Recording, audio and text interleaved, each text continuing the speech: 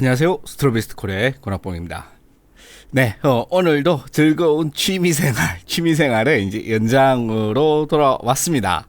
네, 오늘 할 작업은 뭐냐, 이러면은 오일 캐치캔이라고 그래가지고, 이 엔진에서 나오는 블로바이 가스, 이 블로바이 가스에 많은 유전기들이 있거든요. 이 유전기들을 캐치를 해가지고, 이거를 이제 액체로 만들어서, 따로 모아놓는 그런 장치를 말합니다. 그런데 이게 원래 제가 그 이전에 설치를 한번 했었어요. 한번 했었는데 지금 태국에서 구입을 할 수가 있는 게 이 프리벤트라고 하는 회사에서 나온 이 오일 캐치캔인데 이거를 카피를 해가지고 짭으로 만든 거예요. 그런데 이게 플라스틱 부품이고 이렇다고 보니까는 카피가 쉽죠.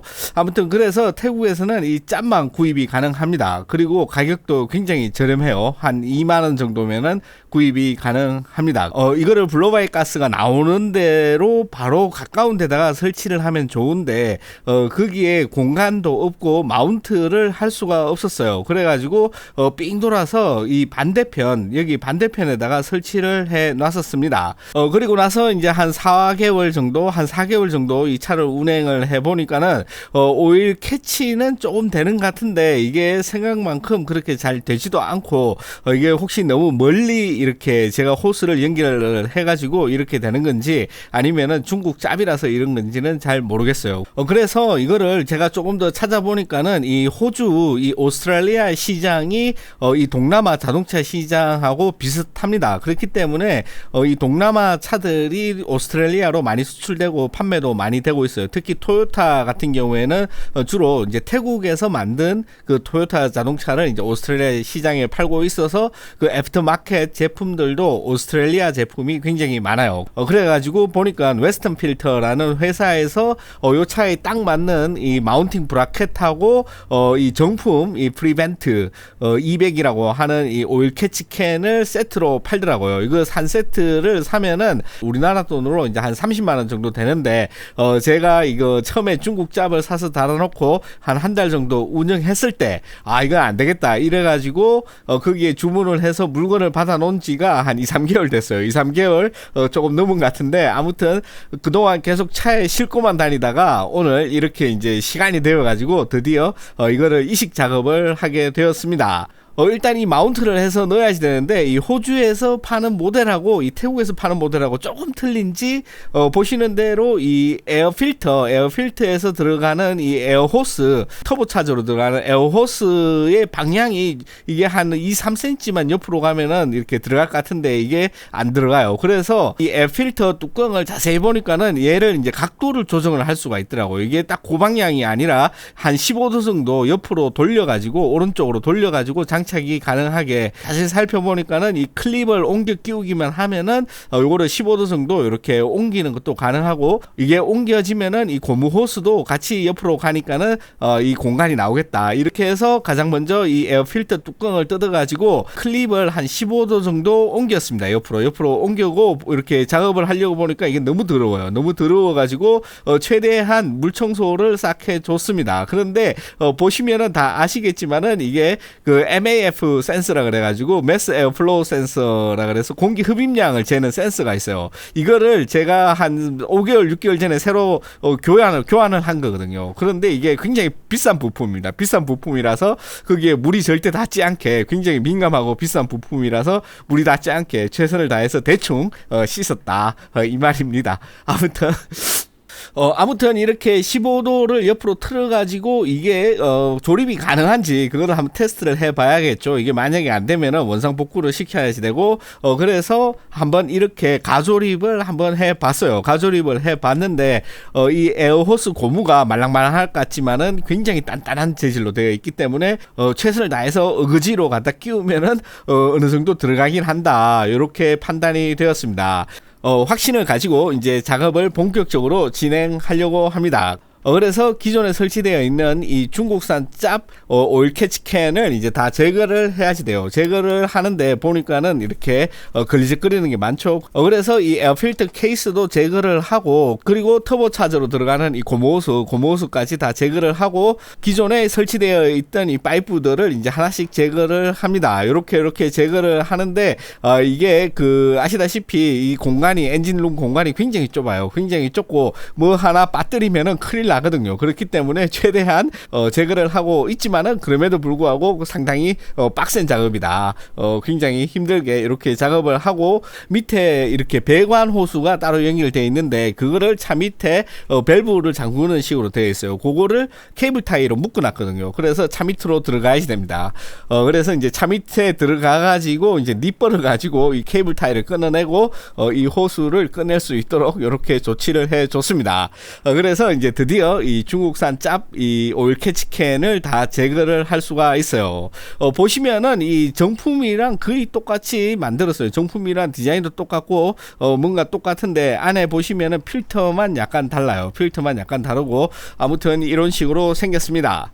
네, 그 다음에 보니까는 이 에어컨 냉매가 이제 고압 저압 호수가 두 개 있죠. 이 고압 저압이 그냥 아무런 단열 조치 없이 그냥 생으로 지나가더라고요. 생으로 지나가가지고, 이왕 뜯은 김에 여기다가 살짝 단열재를 붙여가지고, 조금 더 시원한 에어컨이 되게, 조금 더 효율이 좋은 에어컨이 될 수 있도록 이렇게 전체적으로 한번 감아줬습니다.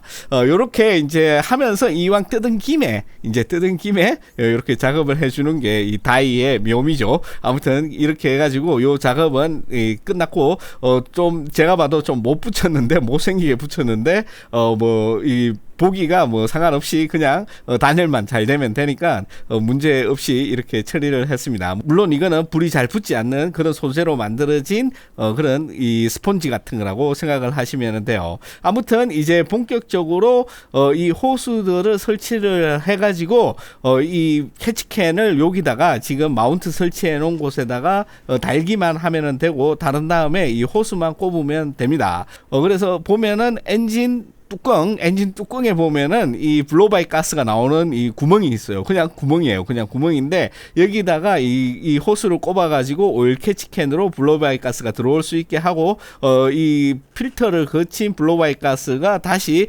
터보차저 바로 직전에 있는 그 구멍으로 들어가서 이게 외부로 노출이 안 되게, 이게 외부로 노출되면은 이게 환경 오염이 되니까, 이게 다들 아시겠지만은 블로바이 가스가 생성되는 게 이게 폭발 행정에서 새어 나온 가스가 엔진 안에 머무는 거기 때문에 이게 일종의 배기가스라고 보면 돼요. 그런데 이 엔진 안에 여러 가지 엔진 오일도 있고 이러니까는 그런 이렇게 뜨거워진 그런 유전기들이 같이 나오는 거거든요. 아무튼 그 유전기를 걸러낸 이 공기가 다시 이 에어 인테이크로 들어가 가지고 다시 연소가 될 수 있게 터보차저 앞에 있는 그 구멍으로 들어갈 수 있게 이렇게 만들어주면은 끝입니다. 그렇게 한 다음에 이왕 뜯은 김에 싹 씻어 놓은 이 에어 필터 이 케이스를 설치를 해줘요. 설치를 다 하고, 그 다음에 이제 분해했던 부품들, 특히 이 에어 호수, 고무호수의 방향을 잘 생각을 해가지고, 이게 15도 정도 돌렸으니까 이 부분을 잘 계산해서 다시 고정을 해줬습니다.